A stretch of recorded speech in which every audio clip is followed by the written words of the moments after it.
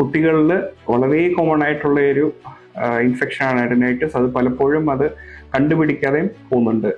നമസ്കാരം, ഞാൻ ഡോക്ടർ നിതിൻ മേഡയിൽ, കരുനാഗപ്പള്ളി കിംസ് വില്യത്ത് ഹോസ്പിറ്റലിലെ സീനിയർ ENT കൺസൾട്ടന്റ് ആണ്. ഇന്ന് ഞാൻ സംസാരിക്കാൻ പോകുന്നത് അഡിനോയിഡിനെ പറ്റിയും അഡിനോയിഡ് സർജറിയെ പറ്റിയാണ്. അപ്പം അഡിനോയിഡ് എന്ന് പറയുന്ന നമുക്ക് ഈ വായിൽ ടോൺസിലുള്ള പോലെ തന്നെ മൂക്കിന്റെ പുറകിലും ഒരു ചതയുണ്ട്. അതിനാണ് അഡിനോയിഡ് എന്ന് പറയുന്നത്. അപ്പോൾ ഈ അഡിനോയിഡ് ഇൻഫെക്ഷൻ വരുമ്പോഴാണ് അതിനാണ് അഡിനോയിഡൈറ്റിസ് എന്ന് പറയുന്നത്. ഇതിന്റെ ലക്ഷണങ്ങൾ എന്തൊക്കെയാന്ന് വെച്ചാൽ തുടർച്ചയായിട്ടുള്ള തുമ്മല്, ജലദോഷം, മൂക്കടപ്പ്, കൂർക്കമ്പലി, പിന്നെ ചെവിയിലോട്ടുള്ള ഇൻഫെക്ഷൻസ്, ഇതൊക്കെയാണ് മോസ്റ്റ് കോമൺ ആയിട്ട്. അഡിനോയിഡ് ഇൻഫെക്ഷൻ കൺട്രോൾ ചെയ്തില്ല എന്നുണ്ടെങ്കിൽ അത് തുടർച്ചയായിട്ടുള്ള തുമ്മല്, ജലദോഷം ഉണ്ടാകും. അലർജി കൺട്രോൾ ആയില്ലെങ്കിൽ അത് ആസ്മയിലേക്കും പോകും. അതേപോലെ തന്നെ മൂക്കിൽ നിന്ന് ഇൻഫെക്ഷൻ ചെവിയിലോട്ട് പോകാനുള്ള ചാൻസ് ഉണ്ട്.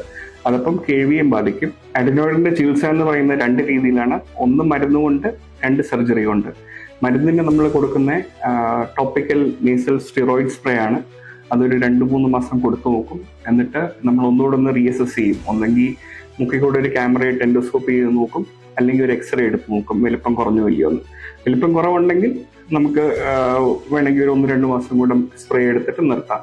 അതല്ല വ്യത്യാസം ഇല്ലാന്നുണ്ടെങ്കിൽ നമ്മളതിന് സർജറി ചെയ്യണം.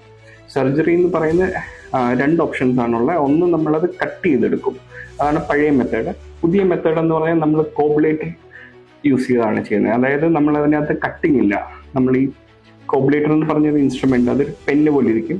അത് വെച്ച അഡിനോയിഡിന്റെ ടിഷ്യൂ നമ്മളത് അലിയിച്ച് കളയാണ്. അതിന് ബ്ലീഡിങ് ഇല്ല, പെയിൻ കുറവാണ്.